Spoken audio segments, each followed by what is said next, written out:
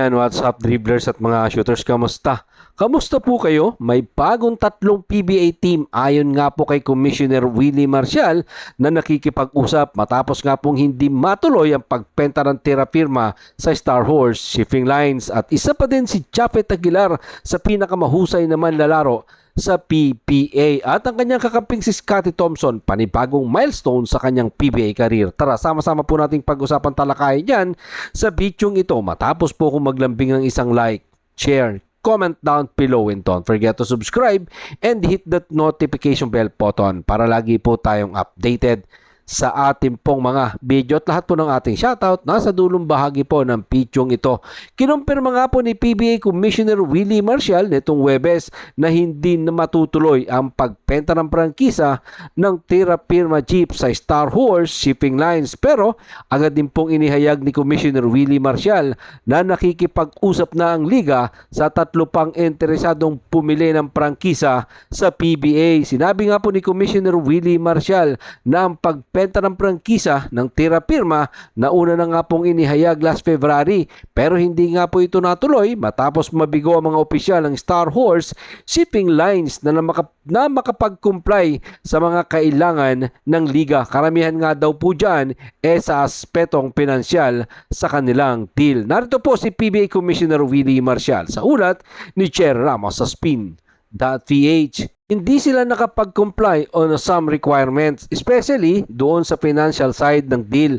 May mga on-ment requirements din na magkahiwalay sa negosasyon sa pagitan ng Star Horse at ng terapirma official. Pero sinabi nga po ni PBA Commissioner Willie Marcial na nakapag-move on naman po dyan ang PBA dahil nakipag-usap na ito sa tatlo pang interesadong pumili ng prangkisa. Kabilang nga po ang dalawang kumpanya na nagpasa na ng letter of intent sa PBA Commissioner's Office. Inamin nga po ni PBA Commissioner Willie Marcial na pumunta pa sa kanyang opisina ang tatlong kumpanya. Narito pong muli si Commissioner Willie Marcial sa ulat pa din po yan ni Chair Ramos sa spin.ph. Nagpunta na sa opisina ang mga yan. Yan nga po ang sinabi ni PBA Commissioner Willie Marcial na hindi nga niya lang po pinangalanan kung sino ang mga team o company na interesadong pumili ng prangkisa ng ilang kupunan sa PBA. Kaya yan talaga ang ating nga abangan sa mga susunod na pagkakataon. Kayo mga shooters, may ideas ba kayo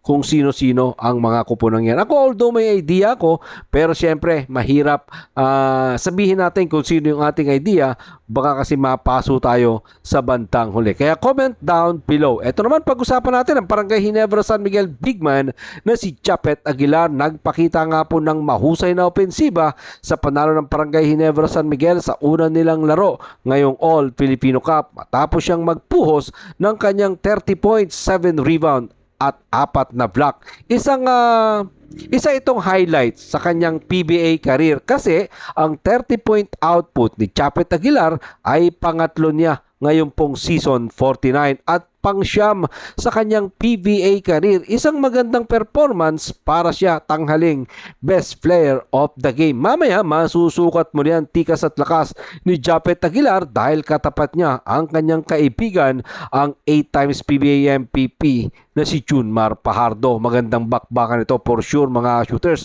Ito yung isa pang kakampi ni Japet Aguilar sa Barangay Ginebra San Miguel na at sa Gilas Pilipinas na din si Scottie Thompson ay nakuha ang kanyang ika-2000 defensive rebound. Last Commissioner's Cup naman, nakuha ni Scottie Thompson ang kanyang 2000 assist output. Tapos, napasama pa sa 50 greatest player. Blessing talaga yan para kay Scottie Thompson.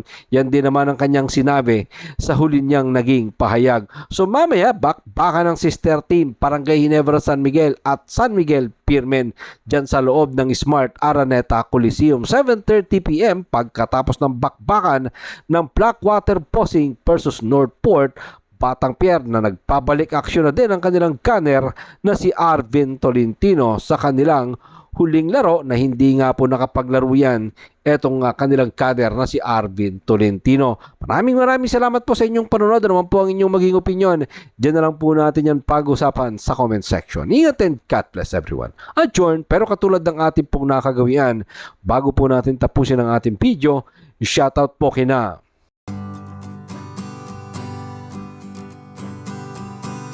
Malyari Mascareñas, Francis Kiko, Palumayan, José Rodrigo, Erwin Santiago, Julio Cesar, La Peña, Arnold Salazar, Ricardo Dolores. Lope Bucalos, Archie Liesel Lutarino, Michelle Alde.